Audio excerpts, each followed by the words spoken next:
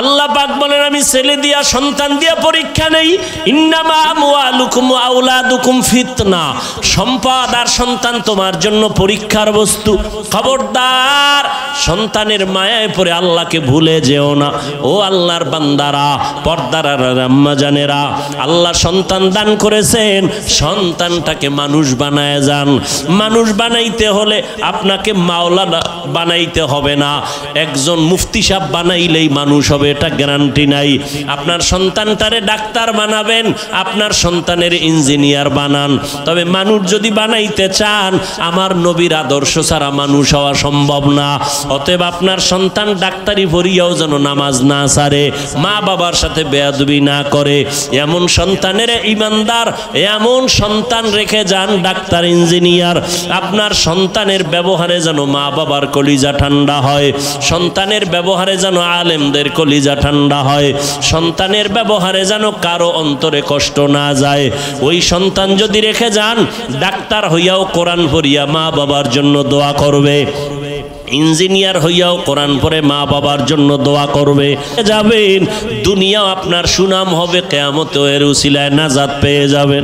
ও যুবক বাবারা, এখনো সময় আছে, তওবা করে নাও। জীবনটার কোনো দাম নাই যদি তুমি আল্লাহর হুকুম মতো জীবনকে পরিচালনা করতে না পারো। আমি শুরুতেই বলছিলাম বাবা, তোমার আল্লাহ আমার আল্লাহ এক, তোমার নবী আমার নবী এক, তোমার ধর্ম আমার ধর্ম এক, তুমি আমি একই আল্লাহর গোলাম, একই নবীর উম্মত, এক কোরআন মানি, এক কাবা মানি। অথচ তোমার দাড়ি রাখতে লজ্জা লাগে, আমার দাড়ি কাটতে লজ্জা লাগে। বিষয়টা কি? তুমিও নবীর উম্মত, আমিও উম্মত, তোমার আল্লাহ আমার আল্লাহ এক, কোরআন এক, ধর্ম এক। তোমার নামাজ পড়তে কষ্ট লাগে আর আমার নামাজ না পড়লে লজ্জা লাগে, তোমার পর্দা করতে লজ্জা লাগে, আমার পর্দা না করলে লজ্জা লাগে। তুমি মসজিদে ঢুকতে লজ্জা পাও আর আমি মসজিদে না ঢুকলে লজ্জা পাই। বিষয়টা কি? আসলে বিষয় কিছুই না। আবু জাহিল্লাও একটা মানুষ, ওমরে ফারুক একটা মানুষ। ব্যবধানটা কোথায়? ওমর যেই রাস্তায় চলে ওই রাস্তায় শয়তান পর্যন্ত আসে না, ভয়। ওমর এমন আল্লাহর গোলাম হয়ে গেল যে ওমরের তরবারির সামনে কোনো বেঈমান দাঁড়াইতে পারে না, ভয়। কারণটা কি? ওমর আর আবু জাহালের সুরাত এক, কিন্তু ওমরের মধ্যে মদিনার নবীর আদর্শ আসার কারণে আল্লাহ এত পাওয়ার দান করছেন। এক ওমরের দ্বারা গোটা দুনিয়া অর্ধ জাহান শাসন করছেন, শোষণ করে নাই। ওমরের কোনো বডিগার্ড নাই, সিকিউরিটি গার্ডও ওমরের নাই, কোনো অস্ত্র নাই। রোমের সর্দার, রোম সম্রাট কয় ওমরের এত সুনাম, এই ওমরের বডিগার্ড কয়জন? খবর নাও। গিয়া খবর নিয়ে দেখে কোনো বডিগার্ড নাই, একা একা চলে। কয় একা একা চলে, অর্ধ দুনিয়ার বাদশাহ। কয় তারে মারার জন্য তো বড় সহজ। কয় হ্যাঁ সহজ, যাও দায়িত্ব দিয়া দিল তরবারি নিয়া, ওমরের মারতে পারবা কে? কয়েকজন রেডি। কয় গোপনে একা কোথায় তাকে মেরে ফেলবা। খবর নিয়ে দেখে এরকম একটা খোলা ময়দানে পাহাড়ের পাশে ওমর একা, হাতের বালিশ বানায় ঘুমাইতেছে, আর কেউ নাই। দুশ্মন খবর পাইয়া রওয়ানা। এই সুযোগ হাতছাড়া করা যাবে না। আল্লাহ যদি হেফাজত করে দুনিয়ার সবাই এক হইয়াও তার ক্ষতি করতে পারে না। ওমর তো ঘুমে আছে, তরবারি নিয়ে দুশ্মন মাঠের কিনারায় গিয়া দেখে কেউ নাই, সহজে মেরে ফেলবো, মনে বড় খুশি। কিন্তু হঠাৎ করে আবার ভয়, এক কদম সামনে যায়, আবার দাঁড়ায় যায়, পেছনে ব্যাক করে আবার যায়। এভাবে করতে করতে দীর্ঘ টাইম ওমরের কিনারায় কাছাকাছি যাইয়া এবার ভাবতেছে ওমরের মারবো। হঠাৎ করে তাকায় দেখে ওমর একা ঘুমায় না, জঙ্গলের একটা বাঘ ওমরের চারপাশে ঘুরে আর পাহারা দেয়। বাঘ দেখে ভয় লাগে নাই? তরবারিটা ভইরে গেছে ভয়ে। ওমর তাকাইছে, এখন আর কলিজা সাথে নাই। এই তুমি এখানে কেন? সব খুইলা খুইছে, কয় মাফ করে দেন। শেষ পর্যন্ত কালেমা পড়ছে। মুসলমানের চরিত্র প্রতিশোধ নেয় না, প্রতিশোধ নেয় না, এটা মুসলমানের আদর্শ। রসুল শিখায় গেছেন, রসুলের আইনে যদি দুনিয়া চলতো পৃথিবীতে কোনো আন্দোলন থাকতো না, কোনো ঝগড়া থাকতো না, কলহদ্বন্দ্ব থাকতো না। কিন্তু এটা হতে দিবে না। যারা অন্যায়কারী এরা কখনো সঠিক কাজ সমাজে হোক এটা করতে হতে দিবে। ভাইরা আমার, সেই ওমর রহমতের নবীর আদর্শ নিয়ে বড় দামি হয়ে গেল। আল্লাহ এত পাওয়ার দান করছেন, ওমরের শানে আল্লাহ আয়াত নাজিল করছেন কোরআন শরীফে। আয়াত নাজিল কইরা কয় নবীকে জিব্রাইল বলো ওমর যে একটা মত পেশ করছে আমি আল্লাহ মেনে নিলাম, নবীও যেন মেনে নেয়। খবর আছে আপনাদের? আর সেই ওমরের সাথে একটু তর্ক করছেন আপনারা ঘুমের ঘরে, না কি? তর্ক না করলে 8 রাকাত তারাবি লয়ে কিলাকিলি করেন কেন? হ্যাঁ, যে ওমর 20 রাকাত চালু করছে না, ওমরেরটা মানি না, মুহাম্মদেরটা মানি। নবী কয় আমি মুহাম্মদ আর আমার সাহাবাদেরকে যারা মানবে না তারা জান্নাতি হতে পারবে না। আল্লাহ আয়াত নাজিল করছেন কোরআনে, কোন এক বিষয় আমি বলার সময় নেই। আল্লাহ কয় জিব্রাইল নবীকে বলো ওমর যা মত পেশ করছে রসুলের সামনে আমি আল্লাহ মেনে নিছি, নবীও যেন মেনে নেয়। সেই ওমর, সেই ওমরের সাথে দুশ্মনী কেন? তুমি তারাবি 8 রাকাত বাদ দাও, যাও আমি হাফিজুর রহমান বলে গেলাম, তুমি 2 রাকাত তারাবি পড়ো, তবে পড়ার মতো পড়ো। যেই তারাবির সেজদায় গেলে মাওলার সাথে মোলাকাত হবে এমন পড়লে তোমার 2 রাকাতই যথেষ্ট। আর যদি সেই নামের পড়ো, দেখানোর জন্য পড়ো, 40 রাকাত পড়লেও কপাল খুলবে না। তুমি আল্লাহর জন্যই যদি পড়ো তো হিংসা কেন? আমাকে সালাম দেয় না, দিলেও নেয় না, কি ওখানে 20 রাকাতের পার্টি? এটা একটা মুসলমানি কথা হইল? তুমি 8 রাকাত পড়ছো, কই আমি তো তোমারে হিংসা করি নাই। তুমি বুকে হাত বাঁধো, আমি নাভিতে হাত বাঁধি, কই হিংসা তো করি নাই। তুমি কেন আমাকে হিংসা করো ভাই? বুকে হাত বাঁধি, জোরে আমিন বলি, যা বলি কার জন্য? তো আল্লাহর জন্য ইবাদত করলে বান্দার সাথে ভাব কেন? ভাবটা দেখাবা আল্লাহর সাথে, যে আল্লাহ আমারে চিনোনি তুমি। আমার 20 লাগে না, 8এই ব্যাটারি চার্জ হয়ে যায়, ফাস্ট চার্জার আমার অন্তর। আমার 20 রাকাত লাগে না, 8এই আমার কলিজা পুরা চার্জ হয়ে যায়। ভাব দেখাবা আল্লাহর সাথে, আল্লাহর ইবাদত করো, বান্দার সাথে কেন? অহংকার, নবীজি বলেন আগুন যেমন লাকড়ি ধ্বংস করে দেয়, অহংকার আর হিংসা মানুষের জীবনের ইখলাসওয়ালা আমলগুলোকেও ধ্বংস করে দেয়। আল্লাহ আমাদের অহংকার হিংসা থেকে হেফাজত করেন। ও যুবক বাবারা, ও বৃদ্ধ বাবাজিরা, ও পর্দার আড়ালের আম্মা জানেরা, এখনো সময় আছে, তওবা করে নেন। আপনার মতো কত মা বোনেরা আছে এখনো পর্দা করে স্বামীর মাল হেফাজত করে, মোবাইলে সময় নষ্ট করে না, নামাজ পড়ে। ও মা বোনেরা, আপনারা কেন পারবেন না? স্বামীর মাল হেফাজত করেন, নিজের সতীত্ব বজায় রাখেন। চরিত্র নষ্ট করলে দুনিয়াতে কেউ আসলে ভালোই জানে না, আল্লাহর কাছেও তো কোনো সম্মান থাকবে না। মরার পরে অশান্তি শুরু হবে, আপনার সন্তানেরা আপনার চরিত্রের কারণে কষ্ট পাবে। এখন থেকে তওবা করে নেন। ও বাবাজিরাও তওবা করে নামাজ পড়েন, যুবক বাবারা তওবা করো, আল্লাহর কাছে বলো জীবনে আর নামাজ ছাড়বা না। মনে মনে বলো আল্লাহ শয়তানের ধোকায় গুনাহ করে ফেলেছি, আর করব না। তোমার কোরআন সত্য, গুনাহগারের জন্য জাহান্নাম তাও সত্য কোরআনে আছে, নেক আমলওয়ালাদের জন্য জান্নাত কোরআনে আছে। আজকে থেকে তওবা করে নিলাম, নামাজ ছাড়বো না, দাড়ি কাটবো না, বেপরদায় চলবো না, মা বাবাকে কষ্ট দিব না, ওলামায়ে কেরামের পরামর্শ নিয়া নবীজির সুন্নাত অনুযায়ী চলবো। ইবাদতের বেলায় ধৈর্য না থাকলে কোনোদিন ইবাদত করা যাবে? মুসিবতের বেলায় ধৈর্য, এই যে বৃষ্টি, এটা একটা মুসিবত। আল্লাহ ওয়াদা করছেন আমি মুসিবত দিব, তো মুসিবত যখন আসবে ঘাবড়ায়ও না। ইজা আসাবাতহুম মুসিবাহ ক্বালু ইন্না লিল্লাহি ওয়া ইন্না ইলাইহি রাজিউন। মুসিবত যখন আসবে তখন তুমি দোয়া পড়ো, ইন্না লিল্লাহি ওয়া ইন্না ইলাইহি রাজিউন। আল্লাহর পক্ষ থেকে আসছে, আল্লাহর কাছেই ফিরে যাব, মুসিবত থেকে হেফাজত করো। আল্লাহ পাক চাইবেন যা তাই হবে, বান্দা চাইলে কিছুই হবে না, বান্দা কিছুই হবে না। সমুদ্রের ভেতর স্টিমার চলে, মালবাহী জাহাজ, মালিক ঢাকায় অফিসে বসে আছেন, সমুদ্র অনেক দূর, খবর আসলো জাহাজ পানির তলে গেছে গা, তুফান, বাতাস, বৃষ্টি। মালিক বলে আল্লাহর জাতের কসম, আমার জাহাজ পানির নিচে যায় নাই, ডুবে নাই, মাল নষ্ট হয় নাই। তুমি দেখছো নি? কয় না। জিব্রাইল আইসিনি? বলে না। গায়েব জানুনি? কয় না। তো বল্লা কেমনে? কয় খবর নাও। সমুদ্রের মাঝে গিয়া খবর দিয়ে দেখেন অন্য জাহাজগুলো ডুবে গেছে, মাল নষ্ট হয়েছে, ওই মালিকেরটা এখনো অক্ষত, সুস্থ, নষ্ট হয় নাই।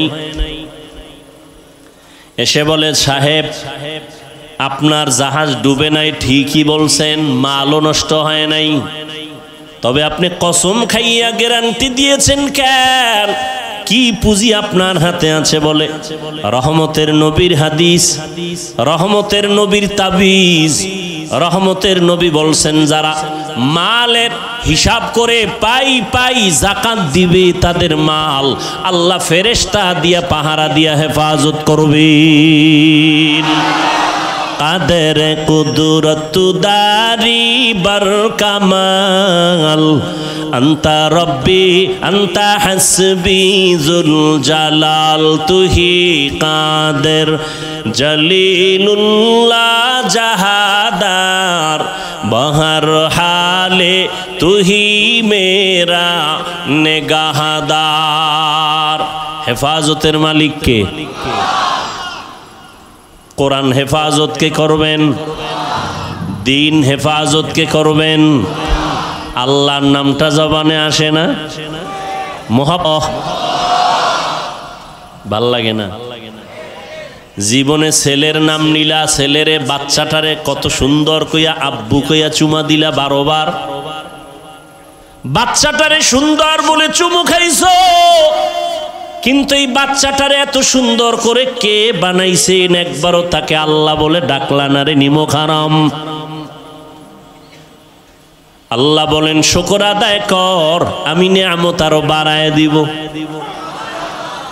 লা ইন শাকারতুম লা আযীদান্নাকুম ওয়া লা ইন কাফারতুম ওয়া লা ইন কাফারতুম ইন্না আযাবি লাশাদীদ।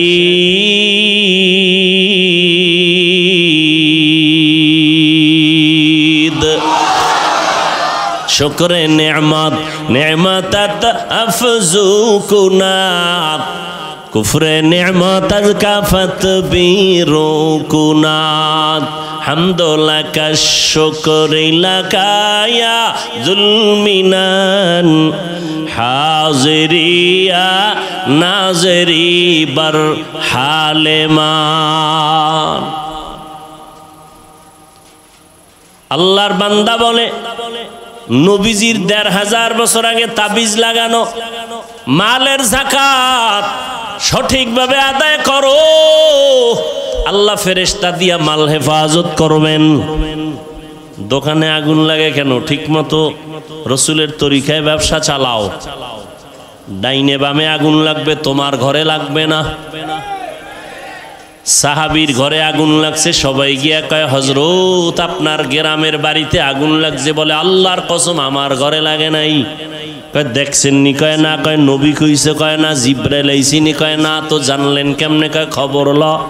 গিয়া দেখে এক কাতারে হাজারো শত বাড়ি সব পুড়ে গেছে, তার ঘরটা পুড়ে নাই। সাহাবীর সামনে গিয়া কয়, কি ব্যাপার, আপনি জানলেন, গ্যারান্টি দিলেন, কসম খাইলেন কেন? কয়, রসুলের তাবিজ, ফজরের নামাজের পরে একটা দোয়া আছে, ওই দোয়াটা যদি ফজরের নামাজের পরে পড়ে, মাগরিবের পরে পড়ে, আল্লাহ ফেরেশতা দিয়া তার বাড়ি ঘর হেফাজত করবেন, কখনো আগুনে ওই ঘর নষ্ট হবে না। বিশ্বাস বিশ্বাস বিশ্বাস। এ মেয়া, এই করোনার আগের ঘটনা, লন্ডনে সম্ভবত একটা গোল টেবিল বৈঠকে বিভিন্ন ধর্মের মানুষ বসা, মিডিয়ায় এটা ভাইরালও হয়েছে, অনেকে দেখে থাকতে পারেন। বলতেছে, হাদিসে আছে, আজোয়া খেজুর আছে না? কথা কয় না। আজোয়া খেজুরের, এটা রসুলের স্পষ্ট একটা ডাইরেক্ট মুজিজা, অলৌকিক। পোড়া খেজুর, বেঈমানরা মুশরিকরা খেজুরের দানা এটাকে পুইরা দিছে, নবী এটা রোপণ করছেন, গাছ হইছে, খেজুর হইছে, আজোয়া। কেউ যদি ফজরের নামাজের পরে 7টা খেজুর, আজোয়া কয়টা? প্রতিদিন 7টা খেজুর খাবে, পারলে কপাল ভালো থাকলে একটু জমজম পানি পান করবে, না শুধু খেজুর 7টা, সব রোগের ঔষধ মরণ ছাড়া। এই আজোয়া খাইয়া যদি কেউ বিষ খায়, বিষের ক্রিয়া নষ্ট হয়ে যায়। তো ওই গোল টেবিল বৈঠকে এক বিধর্মী বলে, তোমাদের মুসলমানের নবী তার কিতাবে বইলে গেছে যে আজোয়া খেজুরের এত পাওয়ার, যে এই খেজুর খাইয়া যদি কেউ বিষ পান করে তাহলে তার অ্যাকশন হবে না। হ্যাঁ অবশ্যই হাদিস আছে। প্রমাণ দেখাইতে পারবা? তো কাহা পারবো। তো ইঁদুর মরে যেই বিষে, ওই বিষের বোতল নিয়ে দিস। উনি 3টা আজোয়া খেজুর খাইয়া, একজন বড় আলেম বুজুর্গ, এরপরে ওই ইঁদুরের ওষুধটা পান করলো। কইরা এবার দিব্যি আরামে বৈশা মিটিং চালাইলো। দীর্ঘ টাইম মিটিং চললো। আর ওই সময় কিছু বিধর্মী কালেমা পড়েছে। এটি ইয়াকিন, বিশ্বাস। যার যেই যত পার্সেন্ট বিশ্বাস মজবুত, তার তত পার্সেন্ট ওই কাজে ফলাফল বেশি ভালো। আমরা হুজুর দিয়া দোয়া করান না, কথা কয় না। কোরবানির সময় গরু জবাই দিছেন, ইমাম সাহেব কই আনেন, হুজুরের দিয়া করাইছেন কেন? আপনি পারেন না? দোয়া তো বাবার জন্য আপনি করলে এটা বেশি আছে, হাদিসে বেশি দরকার। হুজুরের দিয়া করান কেন? সমস্যা তো আপনার ভিতরে জবান না পাক করে ফেলছেন, গাঞ্জা খাইয়া বিড়ি টেনে, মিথ্যা কথা বলে। জবান পবিত্র রাখেন, আল্লাহর কসম। জবান দিয়া গালি দিবেন না, মিথ্যা বলবেন না, প্রতারণা করবেন না। এই জবান দিয়া যখন আপনি যা চাইবেন তাই পেয়ে যাবেন।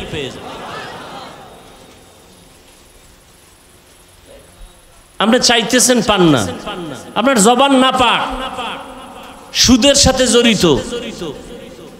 তো সুদের সাথে যারা জড়িত এরা হজ করলেও হজ কবুল হবে না। 10 তলা মাদ্রাসা বানাইলেও একটা সওয়াব পাবে না। জীবন ভর যত মোনাজাত দিবে, একটা মোনাজাতও কবুল হবে না। আল্লাহ কয় রেডিও রে বেঈমান, তোর সাথে আমি আল্লাহ নিজে যুদ্ধ করব। রেডিও, কারণ তুই কত খারাপ। তোর গর্ভধারিণী মায়ের সাথে 24টা ঘন্টার সেকেন্ডে সেকেন্ডে তোর আমল নামায় জিনার গুনাহ লেখা হয়। অথচ হুজুর বাদ দেন, আপনাদের লাইনে, জেনারেল লাইনে চাকরি করে, ব্যবসা করে, কোটি টাকার মালিক, 1 টাকাও সুদ খায় না, হারাম খায় না। নাই? সত্য কথা বলেন, নাই? কিয়ামতের দিন তাকেই আল্লাহ দাঁড় করায় বলবে, এই বেঈমান, তোর লাইনের বান্দাটা হারাম খাইলো না, তুই খাইলি কেন? জবাব দে।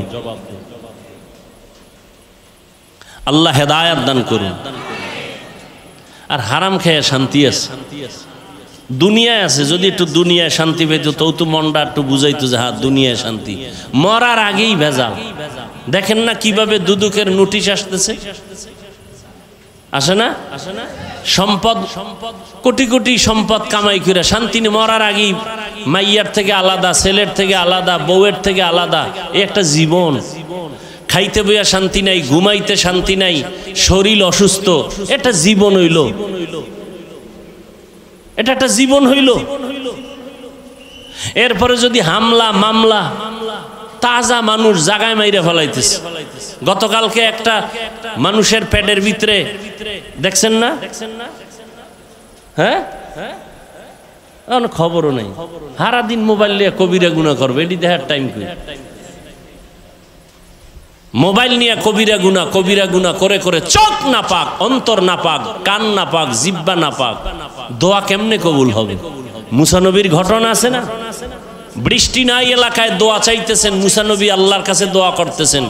আল্লাহ মুসা নবীকে বলে, তোমার মজলিসে দোয়া কবুল হবে না, একটা জিনাকার আছে, এটার উডাও তাড়াতাড়ি নিলে, ওর কারণে দোয়া কবুল হবে না। মুসা নবী তো রাগী নবী, এই জিনাকার ওঠ, তাড়াতাড়ি ওঠ, তোর কারণে এই দোয়া কবুল হইতেছে না। জিনাকার যদি ওঠে তো জানবে সবাই আর জিনাকার। বয়ে বয়ে যদি কান্না করে তো সবাই জানবে আমি জিনাকার। না কানতে পারে না উঠতে পারে, দিল খুইলে আল্লাহর একটা ডাক দিছে গোপনে, এই মালিক 40 বছর আমি জিনা করি, আমার মা বাবা কেউ জানে না, তুমি জানো।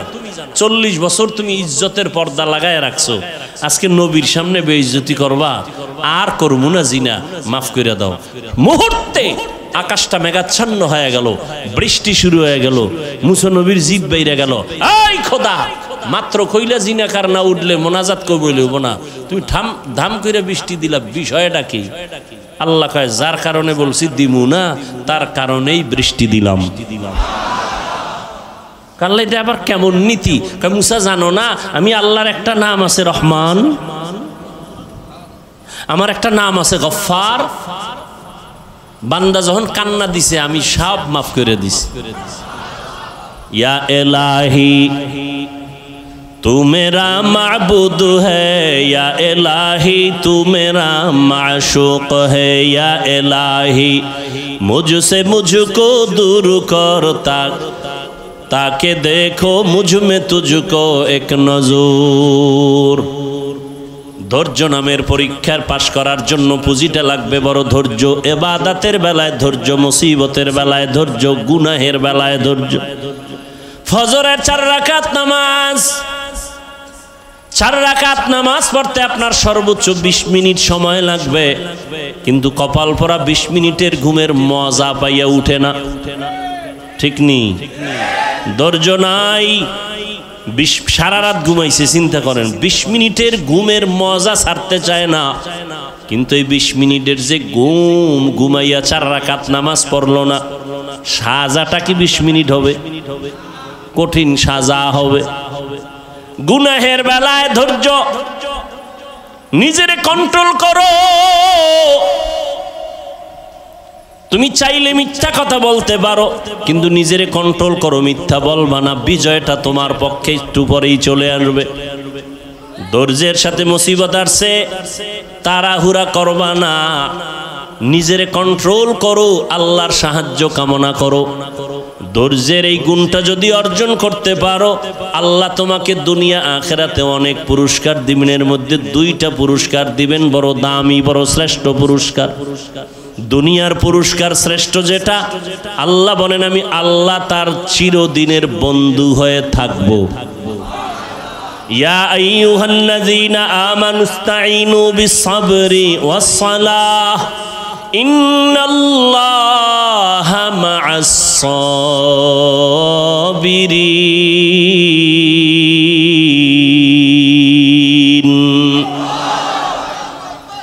দুনিয়ার পুরস্কার আল্লাহ তার বন্ধু হয়ে থাকবেন, আখিরাতের শ্রেষ্ঠ পুরস্কার হলো আল্লাহ বলেন আমি তাকে বিনা হিসাবে জান্নাত দিয়া দিব। এই যে পুরস্কারটা কারা পাবে? কারা পাবে? ধৈর্য ধারণকারী। ইন্নামা ইউওয়াফাস সাবিরুনা আজরাহুম বিগাইরি হিসাব। আল্লাহ বলেন ধৈর্য ধারণকারীরা কিয়ামতের দিন আমি বিনা হিসাবে জান্নাত দিয়া দিব। ধৈর্য ধারণকারীরা আল্লাহর মুহাব্বত নিয়ে ধৈর্য ধারণ করো। ইয়া আইয়ুহাল্লাযীনা আমানুসবিরু ওয়া সাবিরু ওয়া রাবিতু ওয়াত্তাকুল্লাহ। ধৈর্য ধারণ করো, ধৈর্যের উপরে মজবুতি অর্জন করো, যে কোনো জায়গায় তুমি কামিয়াব হয়ে যাবে। আল্লাহ বলেন আমি এই ধৈর্যের মাধ্যমে 5টা পরীক্ষা করব। আমি আল্লাহ পরীক্ষা করে যাচাই করব কার ঈমান হালকা মজবুত। 5টার মধ্যে প্রথম যেই জিনিসটা দিয়ে আমি পরীক্ষা করব তার নাম হলো ভয়, মিনাল খাউফ। 4 মাযহাবের 4 ইমামের এক ইমাম, ইমাম শাফিঈ রাহমাতুল্লাহ আলাইহি লিখেন, এখানে ভয় দ্বারা উদ্দেশ্য হলো আল্লাহর আযাবের ভয়। ও আল্লাহর গোলাম, তুমি নামাজ পড়ো, পর্দা করো, দাড়িটা লম্বা করলে তোমার আল্লাহ খুশি, তোমার আপনজন আত্মীয় স্বজন বেজার হয়ে যাবে। এখন তুমি আত্মীয় স্বজনের ভয়ে দাড়ি কাটবা, বেপরদায় চলবা, নাকি আল্লাহর জাহান্নামের আযাবের ভয়ে নামাজ পড়বা, পর্দা করবা? এটা তোমার পরীক্ষা। ধৈর্য যদি থাকে তুমি পাস, আর ধৈর্য ধারণ করতে যদি না পারো তুমি ফেল হয়ে যাবা।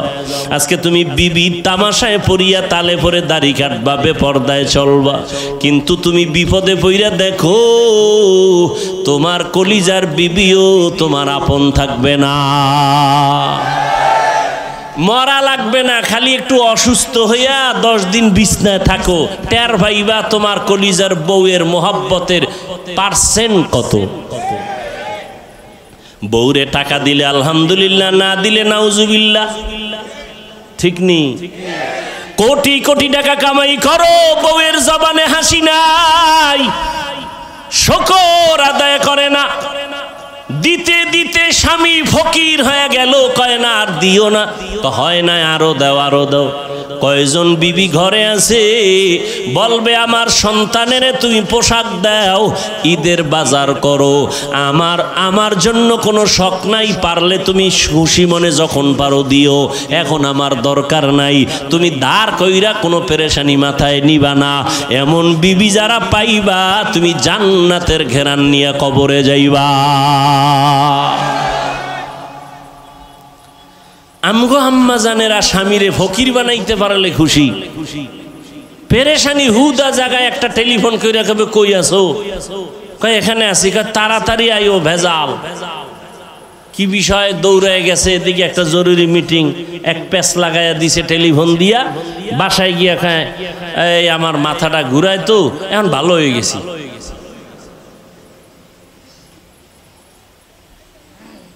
হ্যাঁ, এই জন্য ভালো মেয়ে বিয়া করো। ধৈর্য বড় দামি একটা সম্পদ। ধৈর্যের পাহাড় পৃথিবীতে স্থাপন করে গেছেন। ও পর্দার আড়ালের আম্মা জানেরা, ইতিহাস ভালো করে পড়ো। কয়েকদিন আগে আম্মা জানদের ধৈর্যের পরীক্ষা গেল। কোরবানি করেছো, মা হাজেরা আলাইহা সালামের ইতিহাস তোমার সামনে চলে আসছে।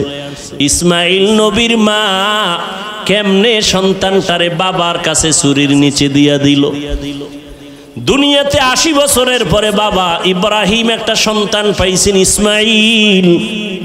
আদরের বিবি হাজেরা আলাইহা সালাম বাচ্চা পাইয়া বাবাই খুশি। আল্লাহর অর্ডার হয়ে গেছে, এখন আর কাছে রাখা যাবে না। মক্কার কিনারায় জঙ্গল পাহাড়, ওখানে বিবি হাজেরাকে আর ইসমাইল শিশুটারে রাইখা নবী ইব্রাহিম বিদায়। আম্মা জান হাজেরা কয়, ও পয়গম্বর, আপনি যেখানে রেখে যান আপনি কই যান? কয় আমি বাড়ি চলে যাই। কয় বিষয়টা কি?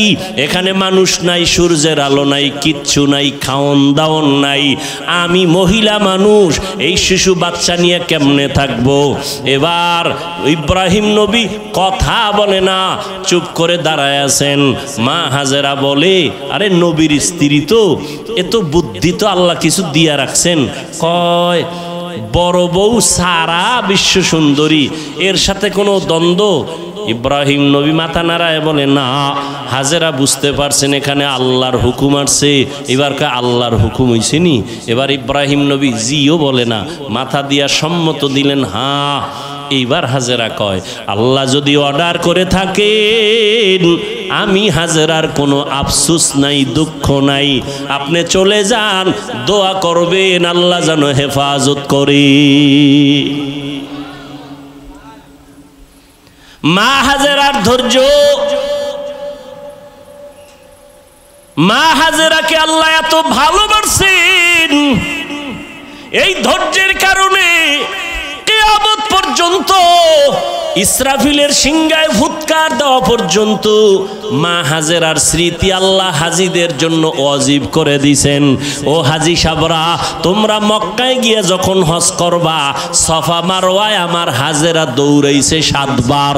তোরা যদি দৌড়টা না দেও, আমি আল্লাহ তোদের কারো হজ কবুল করব না। চিন্তা করেন, বালিশে মাথা লাগাইয়া, এটা কেমন কপাল যে হাজেরার দৌড় কিয়ামত পর্যন্ত আল্লাহ বাধ্য করে দিয়েছেন, হাজিরা দিবি দৌড়, না হয় হজ বাতিল। মাওলার কাছে হাজেরার ধৈর্য পছন্দ হয়ে গেছে। আর তুমি সেই জমজমের পানি পান করতেছো, মা হাজেরার কান্নার ফসল ইসমাইল দুধ পায় না, খানা পায় না, কাঁদতেছে। মা হাজেরা দৌড়া ইসমাইলের পানি দেওয়ার জন্য, একবার সাফা একবার মারোয়া। এবার আল্লাহর পক্ষ থেকে সাহায্য চলে আসলো। কে জানো হাজেরাকে একটা ডাক দিছে কোথার থেকে। হঠাৎ করে খেয়াল করে দেখে আওয়াজটা বাইতুল্লাহর পার্শ্ব থেকে আসছে। কিনারায় গিয়া দেখে অদৃশ্যের আওয়াজ। বলে হাজেরা ডাকছো কেন? কোনো টেনশন করিও না, জিব্রাইল আইসা একটা পাখার একটা ডানা দিয়া বাড়ি মারছে মাটিতে, পানি ওঠা শুরু হয়ে গেছে। কেউ লেখেন ইসমাইল নবীর বাচ্চা মানুষ যে পা নাড়াইছে কান্নার সময় পায়ের আঘাতে পানি, তবে বিশুদ্ধ বর্ণনা হলো জিব্রাইলের আঘাতে পানি উঠছে। ওই পানি দেইখা আম্মাজান হাজেরা বলছে জম জম, থাম থাম। পানি থেমে গেল, নিজে পান করলেন, সন্তান ইসমাইলের করাইলেন। সারা দুনিয়ার সব বেঈমান বিজ্ঞানীরা, মুমিন বিজ্ঞানীরা একমত, জমজমের মতো পিওর পানি পৃথিবীর আর কোথাও এমন পিওর নাই। রহমতের নবীকে সাহাবায়ে কেরাম প্রশ্ন করলেন, ও আল্লাহর রসুল, জমজম পানি কমেও না বাড়েও না, crore crore crore crore million trillion billion ton পানি হাজিরা নিয়ে যায়, এখনো যেখানে আছে আগেও সেই রকম ছিল, কমেও না বাড়েও না। সাহাবায়ে কেরাম বলেন, নবী এই জমজমের তলা কই? তলা কূপের। নবী বলেন, জমজম কূপের তলা হলো হাউজে কাউসারের সাথে। আল্লাহর চিনবি না রে নিব খারাম। কই আমগো যে সার্টিফিকেট নাই তো সম্মান কমে নাই। সেদিনও বাংলাদেশের এক বড় মাথাওয়ালা মন্ত্রী মহোদয়ের মন্ত্রীদের মধ্যে বড় দামি কোন এক কাজে গেলাম, কয় হুজুর হেলিকপ্টারের প্রোগ্রাম চলছেনি। আর একজনের সাথে পরিচয় করা, চিনেননি হুজুরের? হেলিকপ্টার হুজুর। আমি কই না, বৃষ্টির মধ্যে কে নিবে? আর আমি নিতে চাই না বেশি। আমি যদি চাই, আল্লাহর শুকর, আমি প্রতিদিন কপ্টারে প্রোগ্রাম করতে পারি সারা দেশে। অথচ আমি অফিসে লেখা রাখছি হেলিকপ্টারে আবেদন করবেন না। সম্মান আমার আল্লাহ সার্টিফিকেট দিয়া দেয় না, টাকায় দেয় না। আল্লাহ যাকে সম্মান দিবেন, গরিবের সন্তানও ডিসি হয়ে যায়। কি আল্লাহ পারে না? তা তুমি সার্টিফিকেট নিয়ে কি হইছে? এটার পিছনে দৌড়াইয়া আল্লাহ চিনো না, নবী চিনো না, কিসের জন্য দৌড়াও? রিজিক তো কোনো বান্দার হাতে না, কার হাতে?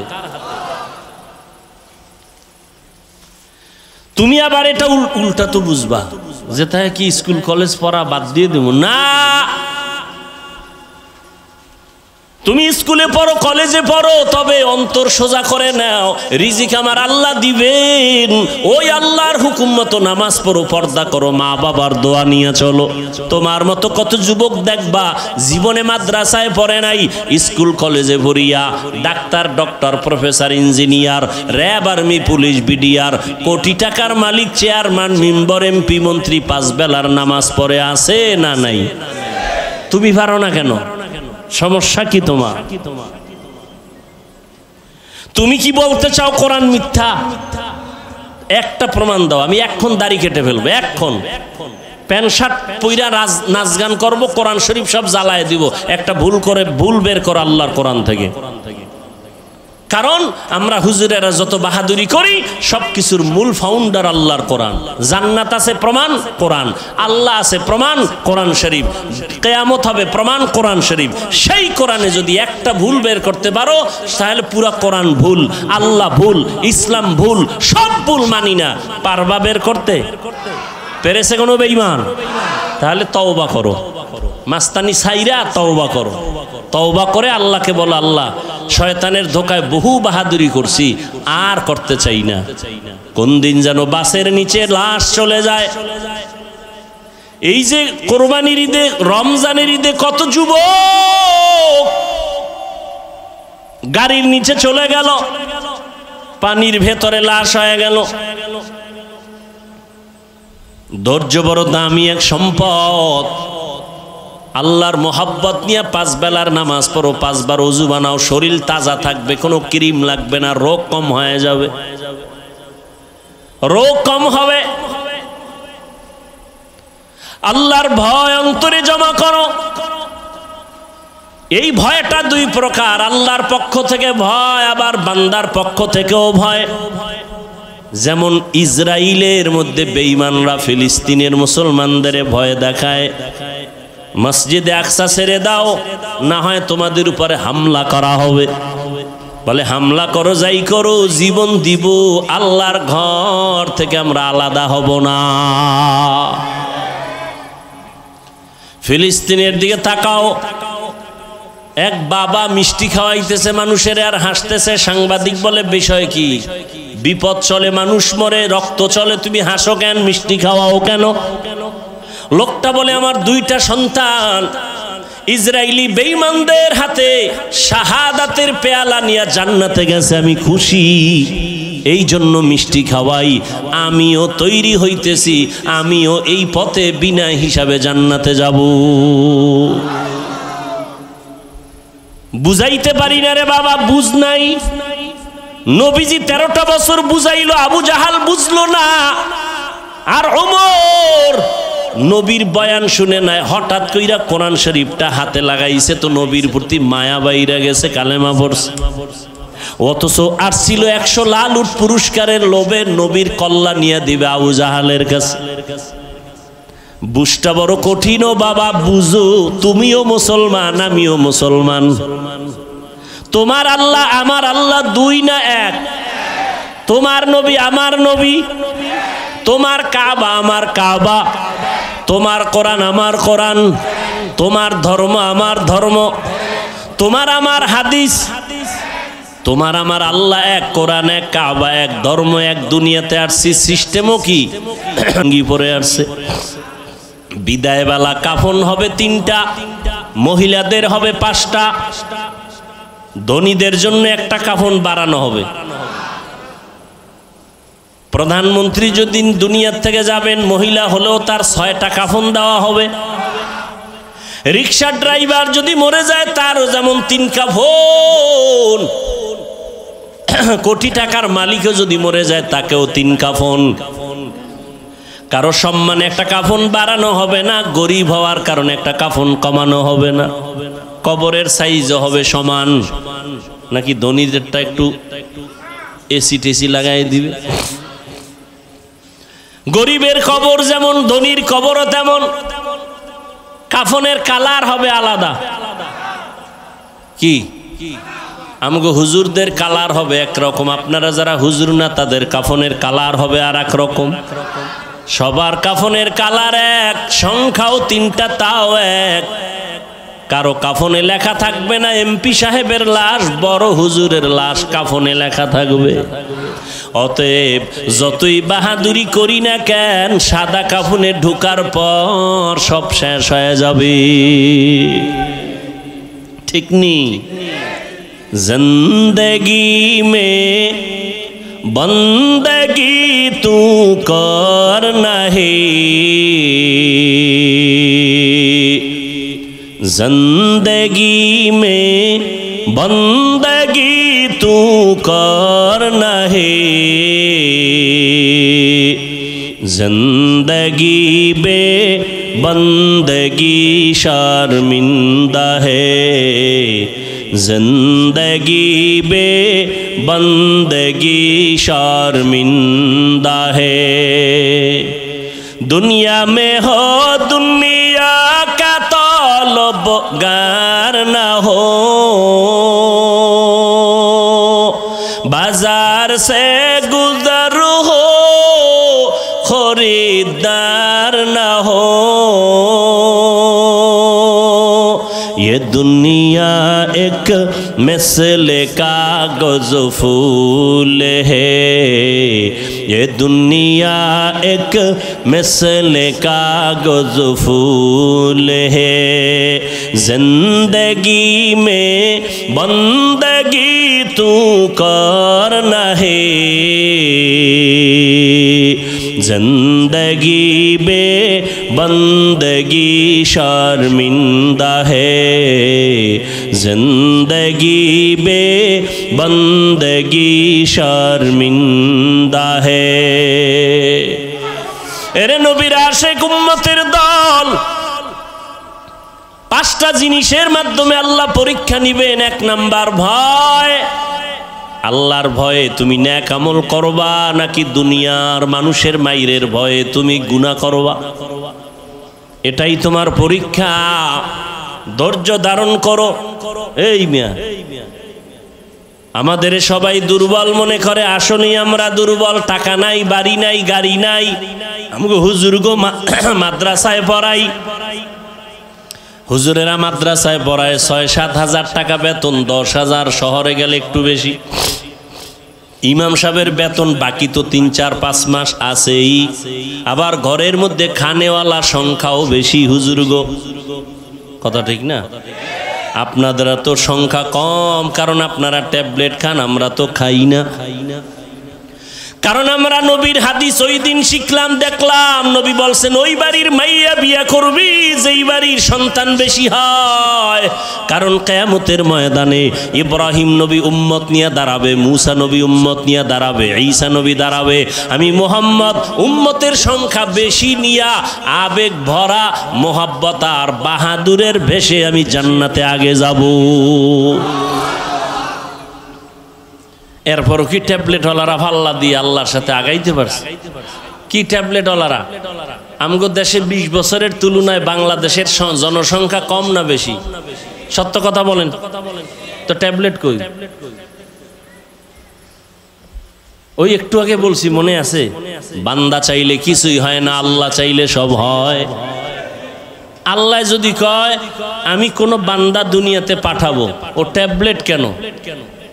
ও যদি ওই মহিলাকে জবাইও করে, এরপর আল্লাহ গর্ভ থেকে বাচ্চা বের করে দিবে। সময় নাই সে ঘটনা বলার। আল্লাহ কি পারেন? আল্লাহর চিনি না, আল্লাহ কি পারেন? ভারতের মতো বিশাল একটা দেশ, যেই ভারত থেকে ইসলামের আলো প্রথম জ্বলছে, যেমন কোরবানি, ইসলামের একটা পৃথিবীর শ্রেষ্ঠ এক ইতিহাস কোরবানি। এটা ভারত থেকে শুরু হয়েছে। কোথা থেকে? এই খবরও তো নাই।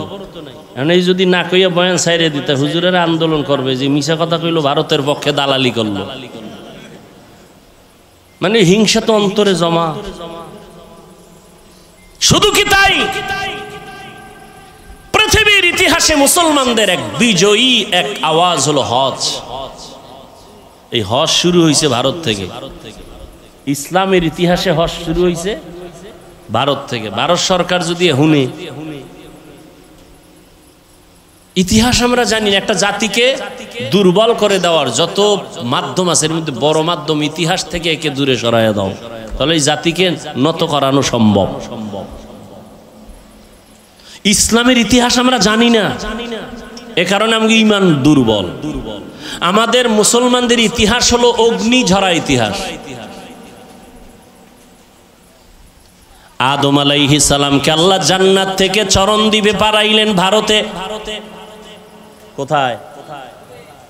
আল্লাহ তাআলা আদমরে 2টা সন্তান দিলেন, হাবিল আর কাবিল, 2 ভাই।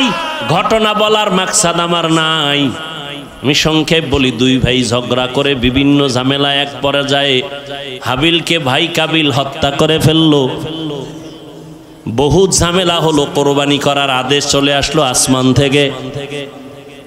2 ভাই তর্ক লাগাইছে। আদম নবীকে মা হাওয়ার মাধ্যমে প্রতি বছর 2টা সন্তান আল্লাহ দিতেন, একই মায়ের গর্ভ থেকে, একটা ছেলে একটা মেয়ে। পরের বছর আবার 2 সন্তান, পরের বছর আর 2 সন্তান, এক ছেলে এক মেয়ে। আগের বছর মেয়েটা, পরের বছর মায়ের ভাই বিয়া করবে। আগের বছরের ভাই পরের বছরের মায়ের গর্ভের আপন বোনেরে বিয়া করবে। এইটা কি এখনো জায়েজ আছে নি? এটা শরীয়তে আদম নবীর শরীয়তে হালাল ছিল। আদম নাই, আদমের শরীয়ত নাই। কিয়ামত পর্যন্ত শ্রেষ্ঠ নবীর শ্রেষ্ঠ শরীয়ত চলবে, মুহাম্মদের শরীয়ত দিয়া কিয়ামত পর্যন্ত চলবে। চালাকি করলে কপাল পুড়ে যাবে। তাহলে কোরবানি শুরু হয়েছে কোথা থেকে? কোরআন শরীফের আয়াত। আমি ওই বিষয়ে আলোচনা করব না, এজন্য হালকা বললাম।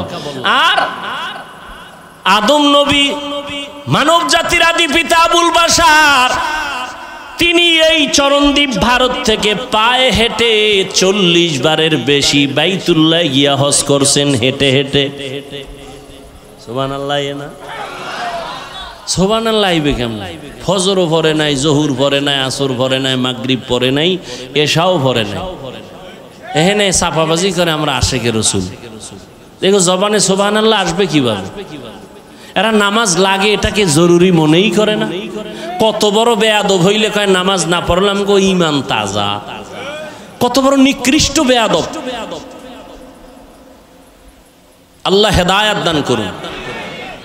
অথচ রসুল বলেন পৃথিবীর নিকৃষ্ট চোর যারা নামাজ চুরি করে, আর যারা নামাজ পড়ে এগো খবর আছে। আল্লাহ কয় আমি মুসল্লি নামাজির জন্য ওয়াইল নামক জাহান্নাম বানাইছি। কঠিন এক জাহান্নামের নাম ওয়াইল। এটা বানাইছে আল্লাহ পাক নামাজি মুসল্লির জন্য। এবার বুঝেন যারা নামাজ পড়েন টের পাইতেছেন নি কিছু? কোরআনের আয়াতের শব্দ শুনাইতেছি। নামাজি মুসল্লির জন্য ওয়াইল নামক জাহান্নাম, এটা বড় মারাত্মক জাহান্নামের নাম ওয়াইল। ওয়াইলুল লিকুল্লি হুমাযাতিল লুমাযা। ওয়াইল নামক জাহান্নাম, যারা মানুষের নামে গীবত করে আর বানায় বানায় অপবাদ দেয়, ওয়াইল জাহান্নাম। ওয়াইলু ইয়াউমাইযিল লিল মুকাজ্জিবিন, মিথ্যাবাদীর জন্য ওয়াইল নামক জাহান্নাম। ওয়াইলুল লিল মুতাফফিফিন, ব্যবসায় যারা ঝামেলা করে, মাপে ঝামেলা করে, ওয়াইল নামক জাহান্নাম। ওয়াইল নামক জাহান্নামটা বড় মারাত্মক। ও আল্লাহর বান্দারা, আর এক আয়াতে আল্লাহ বলেন নামাজির জন্য ওয়াইল নামক জাহান্নাম। আরাআইতাল্লাযী ইউকাযযিবু বিদ্দীন ফাযালিকাল্লাযী ইয়াদউল ইয়াতীম ওয়া লা ইয়াহুদ্দু আলা তুআমিল মিসকিন। পরেন এর পরেরটা। বাসায় গিয়ে তরজমাটা হইলেন, ফাওয়াইলুল লিল মুসাল্লিন, মুসল্লির জন্য ওয়াইল নামক জাহান্নাম। এবার যারা নামাজ পড়েন একটু খুশি নাকি? আমরা তো ওই লাইনে নেই। হ্যাঁ, তোমার জন্য আরো কঠিন জাহান্নামের আযাব। তোমার পরকালের ভিডা তো পরে নামাজ না পড়ে দুনিয়াতে চেহারার নূর থাকবে না, থাকবে না। এখনই তো চেহারার দিয়ে তাকাইলে মায়া লাগে না, অথচ বয়স মাত্র 27 বছর। এর যুবক, 40 বছর পর্যন্ত তোর চেহারাটা সুন্দর থাকবে, উজ্জ্বল থাকবে, কোনো মেডিসিন পাউডার ক্রিম লাগবে না। আল্লাহ নিজ হাতে এটারে বানায় দিছেন। অথচ 27 বছর বয়স তোর, 25 বছরের চেহারার মধ্যে কেন উজ্জ্বলতা নাই, মায়া নাই, দেখলে ভাল লাগে না? তোর চেহারা এত নষ্ট হয়েছে কেন বল? সারা রাত্র মোবাইল নিয়ে কবিরা গুনাহ করছো, আমার মাওলা সহ্য করতে পারে নাই, চেহারার নূর আল্লাহ নিয়ে নিছেন। শুধু কি তাই? এই মোবাইল চালাইতে চালাইতে তোর চোখের পাওয়ার নাই, কানের পাওয়ার নাই, হার্ট দুর্বল, ব্রেন দুর্বল, সব দুর্বল হয়ে গেছে। বুকে ব্যথা বাড়ছে, মাথা ব্যথাও বেড়ে গেছে এই মোবাইল দেখতে দেখতে। ঠিক নেই? একটু টেনশন দূর করি। মোবাইল হলো সব রোগের মূল রোগ। এক ওসি সাহেব কয়, হুজুর নেশার বিরুদ্ধে ওয়াজ করেন। আমি বললাম কোন নেশা? কয় মদ, ইয়াবা। আমি কি সব বাদ দেন, মোবাইলের নেশার বিরুদ্ধে ওয়াজ করেন। কামনে করেন তা আমি করি, শুনেন, যাইয়েন না। মিরপুরে ঠাডা ভাঙ্গা ওয়াজ দিলাম মোবাইলের বিরুদ্ধে। মোবাইল, স্বামী স্ত্রীর মাঝখানে পর্দা লাগাইছে মোবাইল। স্ত্রী স্বামীর হক আদায় করে না, স্বামী স্ত্রীর হক আদায় করে না। কেন? কয় মোবাইলের হক আদায় করতেই তো রাত শেষ। মা বাবা সন্তানের হক আদায় করে না মোবাইলের কারণে। সন্তান মা বাবার হক আদায় করে না মোবাইলের কারণে। তাজা তাজা প্রাণগুলো ছুরির নিচে চলে গেল মোবাইলের কারণে। কি বলবো, লেখাপড়ার ঘরে আগুন লাগছে মোবাইল। এই মোবাইলের কারণে মায়ের সাথে বেয়াদবি করেছো রে যুবক। মোবাইলের কারণে বাবার সাথে গাদ্দারি করেছো, শিক্ষকের সাথে বেয়াদবি করেছো। আল্লাহর কসম করে বলি, লিখে রাখ, তোর কপাল আগুন লাগছে। তুই মরার আগে এত তাড়াতাড়ি মরবি না। আর যদি মরো তো গাড়ির তলে, মানে যে ধর, এটাও কইতে পারবি না, শেষ। আর যদি না মরো তো বিছানায় মরার আগে পঙ্গু হয়ে থাকবি, লেখা রাখ। হাদিস শুনানের সময় নাই যে আমি যা বলতেছি মনে করিস না গাঞ্জা খাইছি। আমার চেহারা দেখলে গাঞ্জাখোরের মতো মনে হয়, তো তুই কেন বলো আবল তাবল বলি? তোর চেহারা দেখলে মনে হয় তুই গাঞ্জা খাও, তুই ইয়াবা খাও, তুই নামাজ পড়ো না, তুই মায়ের সাথে বেয়াদবি করো, বাবার সাথে বেয়াদবি করো, অল টাইম তোর উপরে অভিশাপ অভিশাপ অভিশাপ। ভয় লাগে তুই কখন হাত পাও ভাঙ্গে গাড়ির তলে পইরা থাকো, ভয় লাগে আমার। শিক্ষকের সাথে বেয়াদবি করেছো, পাওয়ার দেখাইতে গেছো শিক্ষকের সাথে, আল্লাহর কসম করে বলি আল্লাহ তোরে মাফ করবে না শিক্ষক যতদিন পর্যন্ত তোরে ক্ষমা না দিব। এটা বান্দার হক, বান্দার হক, বান্দার হক। মা বাবায় ক্ষমা না দেওয়া পর্যন্ত আল্লাহ দিবেন না। মোবাইলের কারণে মায়ের কাদাইছো রে বেয়াদব, এই মোবাইলের কারণে শিক্ষকের কলিজাটা ফাটায় দিছো দুঃখ দিয়া, অভিশাপ তোর কপালে লাগছে, যে কারণে চোখেও পানি আসে না, মোনাজাতও ধরতে চাও না, অন্তর শক্ত হয়ে গেছে, চেহারার মধ্যে কোনো নূর নাই। মরার আগে বিছানায় পড়ে থাকবি। আর যদি মা বাবার থেকে, শিক্ষকের থেকে, মুরব্বীদের থেকে তওবা নিয়া, ক্ষমা নিয়া মাওলার কাছে মাপ চাও, মুহূর্তে আমার আল্লাহ তোর জীবনটার সব গুনাহ মাফ করে পবিত্র বানায় দিবেন। ও যুবক আল্লাহর গোলাম, হাসতেছো না? খুব মজা লাগতেছে নাকি? মা বাবায় বরদোয়া করে শুনে খুব মজা লাগে না? শিক্ষক বরদোয়া করে খুব মজা লাগে, গাড়ির তলে ভইরা মরবি শুনে খুব মজা লাগে না? অন্তরে একটু দুঃখ লাগে না যে আমি এত খারাপ? অথচ ১৫০০ বছর আগে রসুল কি বলছেন? যুবকেরা আমি মুহাম্মদের উপকার করেছে আর বুড়ারা বিরোধিতা করেছে। যুবক এক পৃথিবীর একটা অমূল্য সম্পদের নাম যুবক। আল্লাহর কাছে যৌবনের ইবাদতের দাম বেশি, দুনিয়াতে যুবক সময়ের দাম বেশি, শক্তির দাম বেশি। আমি বলছি তুমি হুজুর হও না, ডাক্তার হও, ইঞ্জিনিয়ার হও, প্রফেসর হও, এমপি হও, এসপি হও, ডিসি হও, বেয়াদব হইও না।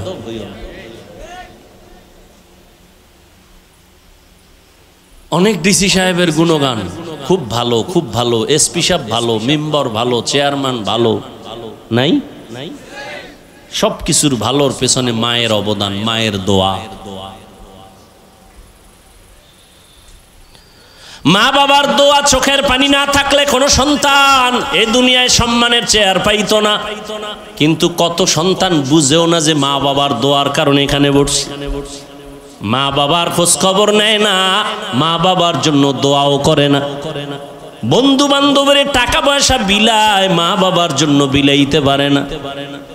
বাইতুল্লাহ যাই একটু আল্লাহরে ডাকবে, টাকা আছে কপাল নেই, ঠিক নি? বছরে ২-৩ বার যাইতে পারে, একবারও যায় না। জিগাইলি কয় এই সমস্যা, এই সমস্যা, কপাল বড় খারাপ। ও আল্লাহর বান্দারা, আল্লাহ পাক বলেন আমি 5টা জিনিসের মাধ্যমে পরীক্ষা নিব। 1 নাম্বার আল্লাহর ভয়, দ্বিতীয় পরীক্ষা হলো ক্ষুধা। ইমাম শাফিঈ রহমতুল্লাহ আলাইহি বলেন ক্ষুধা মানে এখানে উদ্দেশ্য হলো রোজা। এই যে রমজান মাস গেল, কত কুলাঙ্গারের বাচ্চারা এই বাংলাদেশে বলছে ঘরের মধ্যে কি ভাতের অভাব আছে, রোজা রাখবো কেন? বলে নাই? আমরা কি ভাতের অভাবে রোজা রাখি? রোজা তো হিন্দুরাও রোজা রাখে, খ্রিস্টানেরাও রাখে, ইহুদিরাও রাখে। দুনিয়াতে এমন কোন ধর্মের মানুষ নাই যেই ধর্মের মধ্যে রোজার আইন নাই, তবে তাদের নাম আলাদা, সিস্টেম আলাদা। আমরা কই রোজা, তারা কয় না খাওয়ার সাধনা। কোন কোন ধর্মেও দেখছি এরকম লেখা, না খাইয়া যদি মরতে পারে বিনা হিসাবে জান্নাত পাবে। কিন্তু আমরা মুসলমানেরা না খাওয়ার সাধনা করি না, বরং না খাওয়ার ভেতর থেকে আল্লাহ পাওয়ার সাধনা করি। পরকালের সওয়াব বাদ দাও, চিকিৎসা বিজ্ঞানীরা রোজা নিয়ে গবেষণা করে বলছে শরীর ঠিক রাখার জন্য একটা মহা ঔষধের নাম রোজা। জনমের মতো খাইবা না, এতে শরীর সুস্থ থাকবে না। খবরদার, শরীর সুস্থ রাখার জন্য আল্লাহ পাক কিছু নিয়ম বাতায় দিয়েছেন। শরীরে তোমার যতটুকু টানবে ততটুকু দিতে হবে, বেশি দেওয়া যাবে না, কমও দেওয়া যাবে না। তোমার শরীর, তোমার পেট, পুরা বডির মধ্যে তোমার মেশিন। প্রত্যেকটা মানুষের ভিতরে 23টা ইঞ্জিন আছে, 23টা মেশিন আছে। কয়টা? 23টা মেশিন আছে বডির ভিতরে। মাথায় আছে 10টা। কয়টা? পেটের মধ্যে আছে 8টা। কয়টা? 8টা। এরে আল্লাহর বান্দা, এই মেশিনের মধ্যে শ্রেষ্ঠ যেটা মূল সেটা হলো পেট। তোমার এই বডিকে সুস্থ রাখার জন্য ওখান থেকে 8টা মেশিন পুরা বডিটারে কন্ট্রোল করে পেটের মাধ্যমে। এরে নবীর উম্মতের দল, এই জন্য খাদ্য নিয়ম ছাড়া খাওয়া যাবে না। বেশি খাইলেও ঝামেলা, কম খাইলেও ঝামেলা। বিজ্ঞান, চিকিৎসা বিজ্ঞানীরা বলে, আমার কথা যদি বিশ্বাস না করো, আজকে বাসায় গিয়া মোবাইলে তো আকামি করছো জীবনভর, আজকে কি একটু গুগলে সার্চ দিও, গুগলে সার্চ দাও, দিয়া লেখবার রোজার দ্বারা শরীরের উপকার কি কি। ওখানে সব তোমগো মুরব্বী টাইওয়ালারা বসে আছে, গবেষক। আমগো হুজুর টুজুর ওখানে কেউ নেই। সুন্দরভাবে গবেষণা দিয়ে রাখছে রোজা রাখলে কি হয়। আমাদের বাংলাদেশের এক হিন্দু ডাক্তার গত রমাজানে 50 লাইনের একটা ফেসবুকে লেখা দিছে, আমাকে একজনে দেখাইলো রোজার দ্বারা শরীরের কি উপকার। এজন্য রহমতের নবী পৃথিবীর শ্রেষ্ঠ ডাক্তার, পৃথিবীর শ্রেষ্ঠ ডাক্তার আমার নবী। শুধু রমাজান না, প্রত্যেক সোমবার, সপ্তাহের বৃহস্পতিবারও রোজা রাখতেন। রোজা রাখলে শরীর সুস্থ থাকে, পুরা ব্যালেন্স ঠিক থাকে। আর জনমের মতো খায়, আল্লাহ যা দিছে আও খায়, নিজেও আউলা জাউলা খাইতেছে, খাইয়া আস্তে বিছানায় পইরা থাকে। তো লাভ কি? হালাল হারাম খাইলে কোনো শান্তি নাই রে বাবা। হালালটারও যারা হারাম বানায় খায়, এই কারণে পেট নষ্ট, তার সব নষ্ট। পেটে ব্যথা উঠছে, পেটের খানাটা বলতো মাথা ব্যথা শুরু হয়ে গেছে, খানাও, ঘুমও নাই, রুচিও নাই, সব নষ্ট হয়ে গেল। এজন্য আল্লাহ বলেন, আমি ক্ষুধার মাধ্যমে পরীক্ষা নিব রোজা। আরাফার রোজা সামনে আসতেছে, আশুরার রোজা মুহররমে। আরাফার রোজা নফল রোজা মাঝে মাঝে রাখিও, শরীর সুস্থ থাকবে। হিন্দুদের মধ্যে খবর নেন, ওরা খায় খুব সীমিত। আমাকে মুসলমানের থেকে অনেক সুস্থ তারা। নিয়মতান্ত্রিক যা খায় খুব সাবধানে খায়, নিয়মতান্ত্রিক ভাবে চলে। আর মুসলমানের মধ্যে আর এই বাঙালি জাতি কি পরিমাণ যে খাইতে পারে, আর না পারলেও কিলাকিলিতে অনেক উপরে আছে। এই যত মামলা হামলা শুধু খাওয়ার জন্য, আর কেউরে খাইতে দিব না, সব আমি খাবো। এটা হলো কুত্তার মেজাজ। কুত্তা চায় সব একা খাবে, অন্যকে খাইতে দিবে না। কি ঠিক না? মাইকে বলে কেউ খাবে, কেউ খাবে না, তা হবে না। মাইকের থেকে নামার পরে সব নিজের গুদম বরে, গরিবরা না খায় মরে। কি 2 নাম্বার পরীক্ষা হলো রোজা ক্ষুধার মাধ্যমে। সংক্ষেপ বলে ফেললাম। 3 নাম্বার হলো মালের কোরবানি। তার মানে এখানে ইমাম শাফিঈ রাহমাতুল্লাহ আলাইহি বলেন, এখানে মালের কোরবানি মানে যাকাত। কি? আল্লাহর কসম একবার, আল্লাহর কসম 2 বার, আল্লাহর কসম 3 বার। আমার দেশের ধনীরা পাই পাই হিসাব করে যদি যাকাত দিত, এই জমিনে কোনো দারিদ্র বিমোচন থাকতো না, সব বিমোচন হয়ে যেত। আর কসম করে বলে গেলাম আল্লাহর কোরআন সামনে, যতদিন পর্যন্ত আল্লাহর দেওয়া অর্থনীতি যাকাত সঠিকভাবে জমিনে কায়েম হবে না, ততদিন পর্যন্ত দারিদ্র বিমোচন হবেই না, হবেই না। কোনো চালাকিতে চলবে না। আল্লাহর দেওয়া অর্থনীতি, যাকাত আদায় করো সব সময়, বছর শেষে পাই টু পাই হিসাব করে। ওই 100 টাকা 2.5 টাকা গরিব খাবে, ধনী খাইলে ওর বাকি 97 টাকা আটানাও হারাম হয়ে যাবে। ওটার মালিক 2.5 টাকার মালিক গরিব। যাকাত দিতে বলে নাই, যাকাত আদায় করতে বলছে। যাকাত দেওয়া এক জিনিস, আদায় করা আর এক জিনিস। এই বিষয়ে রমজানে আমি বিস্তারিত বয়ান করছি, এ নিয়ে বয়ান করা এখন আর যাবে না। আর যাকাত যাকে দিবে তাকে বলতে পারবেন এটা যাকাত দিছি, গোপনে দিয়া দাও, যে জাকাত খাওয়ার উপযুক্ত তাকে দাও, দিয়া পৌঁছাইয়া দাও। লাইনে দাঁড়াইয়া এরপরে ফকিন্নির মতো রৌদে পুরে জাকাত নিবে, ইসলাম এটা নিষেধ। বরং 2.5 টাকা গরিব পাবে, এটা আমার কাছে, আমি তার কাছে ঋণী। হ্যাঁ, 3 নাম্বার মালের কোরবানি। গরিবরা কয় তো আমগো তো আর ঝামেলা নাই, মালও নাই ঝামেলাও নেই। আল্লাহ কয় 4 নাম্বার গরিব তোমার জানের কোরবানি। ধনী বলল আমি টাকা দিলাম মাহফিল চালাও, ধনী বলে আমি টাকা দিলাম মাদ্রাসা উঠাও, মসজিদ উঠাও। ধনী জানের কোরবানি দিতে পারবে না, সময় নাই, সম্ভব না। এবার কয়েক গরিব তুমি জানের সময় দাও, পরামর্শ নাও, কাজ করো, তুমি জান দিয়ে একটু খেদমত করো। তাহলে গরিব ধনী মালের কোরবানি দিল, গরিব জানের কোরবানি দিয়া দুজন জান্নাতের বাসিন্দা হয়ে যাও। জান মালের কোরবানি। হজে যারা যায় তারা দুটোটাই দেয় একসাথে, মালের কোরবানি, জানের কোরবানি। মেহনত করে। 5 নাম্বার ফলের ঘাটতি। ইমাম শাফিঈ রাহমাতুল্লাহ আলাইহি বলেন এখানে ফল দ্বারা হলো সন্তান। কারণ কোরআন শরীফে প্রত্যেকটা মাকে বলা হয়েছে ফসল উৎপাদনের ক্ষেত, আর ওই ক্ষেতের ফসল হলো সন্তান। আল্লাহ সন্তান দিয়ে আবার নিয়ে যাবেন, কাউকে দিবেনই না, এটা আল্লাহর পরীক্ষা।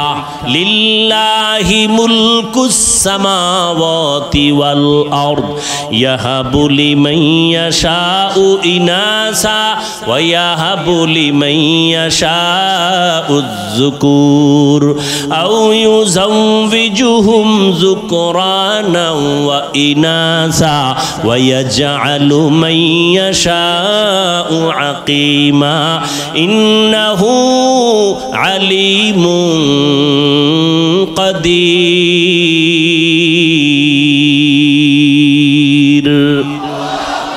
আল্লাহ বলেন আসমান জমিনের ক্ষমতা আমার হাতে, আমি চাইলে কাউকে ছেলে দেই, কাউকে মেয়ে দেই, কাউকে দোনোটা দেই, কাউকে কোনোটাই দেই না। ক্ষমতা কার?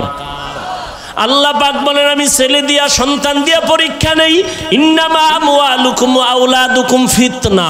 সম্পদ আর সন্তান তোমার জন্য পরীক্ষার বস্তু। খবরদার সন্তানের মায়ায় পড়ে আল্লাহকে ভুলে যেও না। ও আল্লাহর বান্দারা, পর্দার আম্মা জানেরা, আল্লাহ সন্তান দান করেছেন, সন্তানটাকে মানুষ বানায় যান। মানুষ বানাইতে হলে আপনাকে মাওলানা বানাইতে হবে না, একজন মুফতি সাহেব বানাইলেই মানুষ হবে এটা গ্যারান্টি নাই। আপনার সন্তানটারে ডাক্তার বানাবেন, আপনার সন্তানের ইঞ্জিনিয়ার বানান। তবে মানুষ যদি বানাইতে চান, আমার নবীর আদর্শ ছাড়া মানুষ হওয়া সম্ভব না। অতএব আপনার সন্তান ডাক্তারি পড়িয়াও যেন নামাজ না ছাড়ে, মা বাবার সাথে বেয়াদবি না করে, এমন সন্তানের ইমানদার, এমন সন্তান রেখে যান ডাক্তার ইঞ্জিনিয়ার। আপনার সন্তানের ব্যবহারে যেন মা বাবার কলিজা ঠান্ডা হয়, সন্তানের ব্যবহারে যেন আলেমদের কলিজা ঠান্ডা হয়, সন্তানের ব্যবহারে যেন কারো অন্তরে কষ্ট না যায়। ওই সন্তান যদি রেখে যান, ডাক্তার হইয়াও কোরআন পড়িয়া মা বাবার জন্য দোয়া করবে, ইঞ্জিনিয়ার হইয়াও কোরআন পড়ে মা বাবার জন্য দোয়া করবে, যাবেন দুনিয়াও আপনার সুনাম হবে, কিয়ামতেও এর উসিলায় নাজাত পেয়ে যাবেন। ও যুবক বাবারা, এখনো সময় আছে, তওবা করে নাও। জীবনটার কোনো দাম নাই যদি তুমি আল্লাহর হুকুম মতো জীবনকে পরিচালনা করতে না পারো। আমি শুরুতেই বলছিলাম বাবা, তোমার আল্লাহ আমার আল্লাহ এক, তোমার নবী আমার নবী এক, তোমার ধর্ম আমার ধর্ম এক, তুমি আমি একই আল্লাহর গোলাম, একই নবীর উম্মত, এক কোরআন মানি, এক কাবা মানি। অথচ তোমার দাড়ি রাখতে লজ্জা লাগে, আমার দাড়ি কাটতে লজ্জা লাগে। বিষয়টা কি? তুমিও নবীর উম্মত, আমিও উম্মত, তোমার আল্লাহ আমার আল্লাহ এক, কোরআন এক, ধর্ম এক। তোমার নামাজ পড়তে কষ্ট লাগে আর আমার নামাজ না পড়লে লজ্জা লাগে। তোমার পর্দা করতে লজ্জা লাগে, আমার পর্দা না করলে লজ্জা লাগে। তুমি মসজিদে ঢুকতে লজ্জা পাও আর আমি মসজিদে না ঢুকলে লজ্জা পাই। বিষয়টা কি? আসলে বিষয় কিছুই না, আবু জাহিল্লাও একটা মানুষ, ওমরে ফারুকও একটা মানুষ। ব্যবধানটা কোথায়? ওমর যেই রাস্তায় চলে ওই রাস্তায় শয়তান পর্যন্ত আসে না, ভয়। ওমর এমন আল্লাহর গোলাম হয়ে গেল যে ওমরের তরবারির সামনে কোনো বেঈমান দাঁড়াইতে পারে না, ভয়। কারণটা কি? ওমর আর আবু জাহালের সুরাত এক, কিন্তু ওমরের মধ্যে মদিনার নবীর আদর্শ আসার কারণে আল্লাহ এত পাওয়ার দান করছেন। এক ওমরের দ্বারা গোটা দুনিয়া অর্ধ জাহান শাসন করছেন, শোষণ করে নাই। ওমরের কোনো বডিগার্ড নাই, সিকিউরিটি গার্ড ওমরের নাই, কোনো অস্ত্র নাই। রোমের সর্দার, রোম সম্রাট কয় ওমরের এত সুনাম, এই ওমরের বডিগার্ড কয়জন? খবর নাও।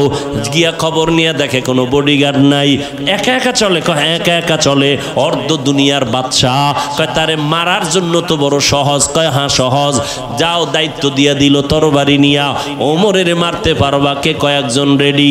কয় গোপনে একা কোথায় তাকে মেরে ফেলবা? খবর নিয়ে দেখে এরকম একটা খোলা ময়দানে পাহাড়ের পাশে ওমর একা, হাতের বালিশ বানায় ঘুমাইতেছে, আর কেউ নাই। দুশ্মন খবর পাইয়া রওয়ানা। এই সুযোগ হাতছাড়া করা যাবে না। আল্লাহ যদি হেফাজত করে দুনিয়ার সবাই এক হইয়াও তার ক্ষতি করতে পারে না। ওমর তো ঘুমে আছে, তরবারি নিয়ে দুশ্মন মাঠের কিনারায় গিয়া দেখে কেউ নাই, সহজে মেরে ফেলবো, মনে বড় খুশি। কিন্তু হঠাৎ করে আবার ভয়, এক কদম সামনে যায় আবার দাঁড়ায় যায়, পেছনে ব্যাক করে আবার যায়। এভাবে করতে করতে দীর্ঘ টাইম ওমরের কিনারায় কাছাকাছি যাইয়া এবার ভাবতেছি ওমরের মারবো। হঠাৎ করে তাকায় দেখে ওমর একা ঘুমায় না, জঙ্গলের একটা বাঘ ওমরের চারপাশে ঘুরে আর পাহারা দেয়। বাঘ দেখে ভয় লাগে নাই? তরবারিটা ভইরে গেছে ভয়ে। ওমর তাকাইছে, এখন আর কলিজা সাথে নাই। এই তুমি এখানে কেন? সব খুইলা কইছে, কয় মাফ করে দেন। শেষ পর্যন্ত কালেমা পড়ছে। মুসলমানের চরিত্র প্রতিশোধ নেয় না, প্রতিশোধ নেয় না, এটা মুসলমানের আদর্শ। রসুল শিখায় গেছেন, রসুলের আইনে যদি দুনিয়া চলতো পৃথিবীতে কোনো আন্দোলন থাকতো না, কোনো ঝগড়া থাকতো না, কলহদ্বন্দ্ব থাকতো না। কিন্তু এটা হতে দিবে না। যারা অন্যায়কারী এরা কখনো সঠিক কাজ সমাজে হোক এটা করতে হতে দিবে। ভাইরা আমার, সেই ওমর রহমতের নবীর আদর্শ নিয়ে বড় দামি হয়ে গেল। আল্লাহ এত পাওয়ার দান করছেন, ওমরের শানে আল্লাহ আয়াত নাজিল করছেন কোরআন শরীফে। আয়াত নাজিল কইরা কয় নবীকে জিব্রাইল বলো ওমর যে একটা মত পেশ করছে আমি আল্লাহ মেনে নিলাম, নবীও যেন মেনে নেয়। খবর আছে আপনাদের? আর সেই ওমরের সাথে একটু তর্ক করছেন আপনারা ঘুমের ঘরে, না কি? তর্ক না করলে 8 রাকাত তারাবি লয়ে কিলাকিলি করেন কেন? হ্যাঁ, যে ওমর 20 রাকাত চালু করছে না, ওমরেরটা মানি না, মুহাম্মদেরটা মানি। নবী কয় আমি মুহাম্মদ আর আমার সাহাবাদেরকে যারা মানবে না তারা জান্নাতি হতে পারবে না। আল্লাহ আয়াত নাজিল করছেন কোরআনে, কোন এক বিষয় আমি বলার সময় নেই। আল্লাহ কয় জিব্রাইল নবীকে বলো ওমর যা মত পেশ করছে রসুলের সামনে আমি আল্লাহ মেনে নিছি, নবীও যেন মেনে নেয়। সেই ওমর, সেই ওমরের সাথে দুশ্মনী কেন? তুমি তারাবি 8 রাকাত বাদ দাও, যাও আমি হাফিজুর রহমান বলে গেলাম, তুমি 2 রাকাত তারাবি পড়ো, তবে পড়ার মতো পড়ো। যেই তারাবির সেজদায় গেলে মাওলার সাথে মোলাকাত হবে এমন পড়লে তোমার 2 রাকাতই যথেষ্ট। আর যদি সেই নামের পড়ো, দেখানোর জন্য পড়ো, 40 রাকাত পড়লেও কপাল খুলবে না। তুমি আল্লাহর জন্যই যদি পড়ো তো হিংসা কেন? আমাকে সালাম দেয় না, দিলেও নেয় না, কি ওখানে 20 রাকাতের পার্টি। এটা একটা মুসলমানি কথা হইল? তুমি 8 রাকাত পড়ছো, কই আমি তো তোমারে হিংসা করি নাই। তুমি বুকে হাত বাঁধো, আমি নাভিতে হাত বাঁধি, কই হিংসা তো করি নাই। তুমি কেন আমাকে হিংসা করো ভাই? বুকে হাত বাঁধি, জোরে আমিন বলি, যা বলি কার জন্য? তো আল্লাহর জন্য ইবাদত করলে বান্দার সাথে ভাব কেন? ভাবটা দেখাবা আল্লাহর সাথে যে আল্লাহ আমারে চিনোনি তুমি। আমার 20 লাগে না, 8এই ব্যাটারি চার্জ হয়ে যায়, ফাস্ট চার্জার আমার অন্তর। আমার 20 রাকাত লাগে না, 8এই আমার কলিজা পুরা চার্জ হয়ে যায়। ভাব দেখাবা আল্লাহর সাথে, আল্লাহর ইবাদত করো, বান্দার সাথে কেন? অহংকার, নবীজি বলেন আগুন যেমন লাকড়ি ধ্বংস করে দেয়, অহংকার আর হিংসা মানুষের জীবনের ইখলাসওয়ালা আমলগুলোকেও ধ্বংস করে দেয়। আল্লাহ আমাদের অহংকার হিংসা থেকে হেফাজত করেন। ও যুবক বাবারা, ও বৃদ্ধ বাবাজিরা, ও পর্দার আড়ালের আম্মা জানেরা, এখনো সময় আছে, তওবা করে নেন। আপনার মতো কত মা বোনেরা আছে এখনো পর্দা করে, স্বামীর মাল হেফাজত করে, মোবাইলে সময় নষ্ট করে না, নামাজ পড়ে। ও মা বোনেরা, আপনারা কেন পারবেন না? স্বামীর মাল হেফাজত করেন, নিজের সতীত্ব বজায় রাখেন। চরিত্র নষ্ট করলে দুনিয়াতে কেউ আসলে ভালোই জানে না, আল্লাহর কাছেও তো কোনো সম্মান থাকবে না। মরার পরে অশান্তি শুরু হবে, আপনার সন্তানেরা আপনার চরিত্রের কারণে কষ্ট পাবে। এখন থেকে তওবা করে নেন। ও বাবাজিরাও তওবা করে নামাজ পড়েন, যুবক বাবারা তওবা করো, আল্লাহর কাছে বলো জীবনে আর নামাজ ছাড়বা না। মনে মনে বলো, আল্লাহ শয়তানের ধোকায় গুনাহ করে ফেলেছি, আর করব না। তোমার কোরআন সত্য, গুনাহগারের জন্য জাহান্নাম তাও সত্য, কোরআনে আছে। নেক আমলওয়ালাদের জন্য জান্নাত কোরআনে আছে। আজকে থেকে তওবা করে নিলাম, নামাজ ছাড়বো না, দাড়ি কাটবো না, বেপরদায় চলবো না, মা বাবাকে কষ্ট দিব না, ওলামায়ে কেরামের পরামর্শ নিয়া নবীজির সুন্নাত অনুযায়ী চলবো। তওবা করার মতো যদি কারো অন্তর তৈরি হয়, অন্তরে যদি কোনো দুর্বলতা না থাকে, দুটো হাত আমার আল্লাহকে দেখায়া দাও। আয় আল্লাহ, তওবা কবুল করে নেন। তওবার উপরে মজবুত হইয়া চলার মতো তৌফিক দান করেন, আমিন। আলহামদুলিল্লাহি রাব্বিল আলামিন, ওয়াসসালাতু ওয়াসসালামু আলা সাইয়্যিদিল আমবিয়া ওয়াল মুরসালিন ওয়া আলা আলিহি ওয়া আসহাবিহি আজমাইন। ইয়া আরহামার রাহিমিন, ইয়া আরহামার রাহিমিন, ইয়া আরহামার রাহিমিন। রব্বিরহামহুমা কামা রব্বায়ানি সগীরা। اللهم إنك عفو كريم تحب العفو فاعف عنا. اللهم إنا نسألك رضاك والجنة ونعوذ بك من سخطك والنار. اللهم إنا نعوذ بك من البرص والجنون والجذام وسيء الأسقام. وديار মালিক, গুনার বোঝা নিয়ে আপনার দরওয়াজায় হাজির। আয় আল্লাহ, কত উলামায়ে কেরাম, মুরব্বী, হাজী সাহেব, কত মা বোনেরা হাত তুলেছেন, কত যুবক ছাত্র ভাই, পর্দার আড়ালের মা বোন যারা, সবাইকে আপনি মাফ করে দেন। আজকের মাহফিল কবুল করে নেন, আয়োজনকারী সহযোগিতাকারীদের কবুল করে নেন। আয় আল্লাহ, এলাকায় শান্তি দান করেন, সবার কামাই রুজি ব্যবসায় বরকত দান করেন, সারা দুনিয়াতে শান্তি দান করেন, ফিলিস্তিনের মুসলমানদের উপরে রহমত দান করেন। আয় আল্লাহ, ইসরায়েলের জালেম থেকে হেফাজত করেন, প্রবাসে আমার ভাই বোন যারা আছে তাদের কামাই রুজিতে বরকত দান করেন, হেফাজত করেন। বাংলাদেশ শান্তির দেশ বানায় দেন, প্রশাসনিকভাবে যারা কাজ করে দিনদার বানায় দেন, জনপ্রতিনিধির দায়িত্বে যারা দিনের খাদেম বানায় দেন। আমার কলিজার যুবকদের হেদায়েতের দৌলত দিয়া কবুল করে নেন, মোবাইলের গুনাহের থেকে হেফাজত করেন।